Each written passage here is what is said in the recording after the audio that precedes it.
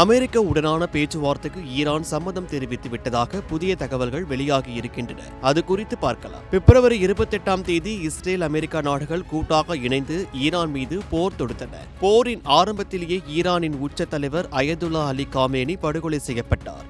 தொடர்ந்து ஈரானின் உயர்மட்ட தலைவர்கள் அடுத்தடுத்து கொலை செய்யப்பட்டு வருகின்றனர் என்றாலும் இதனால் சோர்ந்து போகாமல் இஸ்ரேல் அமெரிக்காவுடன் சேர்ந்து வளைகுடா நாடுகளையும் ஈரான் மோசமாக தாக்கி வருகிறது.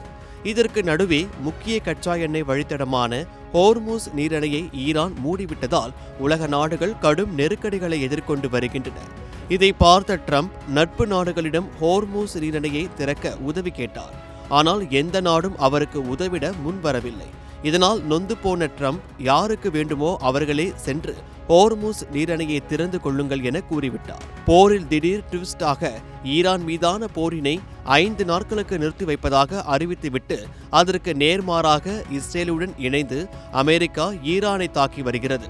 இந்நிலையில் அமெரிக்காவுடன் பேச்சுவார்த்தை நடத்துவதற்கு ஈரான் சம்மதம் தெரிவித்து இருப்பதாக மேற்கத்திய ஊடகங்கள் செய்தி வெளியிட்டு இருக்கின்றன. ஈரானை அமெரிக்கா இஸ்ரேலுடன் பேச்சுவார்த்தை நடத்த வைக்க ஓமன், பாகிஸ்தான் போன்ற நாடுகள் முயற்சி செய்வதாகவும் பதிலுக்கு 3ஆம் நாடுகளின் தலையீடு வேண்டாம், நேரடி பேச்சுவார்த்தை என்றால் வருகிறோம் என ஈரான் சொன்னதாகவும் இஸ்ரேல் ஊடகங்களும் இது குறித்து செய்தி வெளியிட்டு இருக்கின்றன.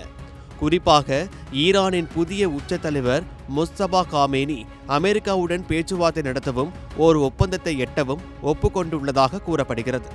முன்னதாக ஈரானுடன் சமாதான பேச்சுவார்த்தை நடத்தி வருவதாக ட்ரம்ப் சொன்னபோது அப்படி எதுவும் நடைபெறவில்லை என ஈரான் வெளிப்படையாக தெரிவித்தது குறிப்பிடத்தக்கது.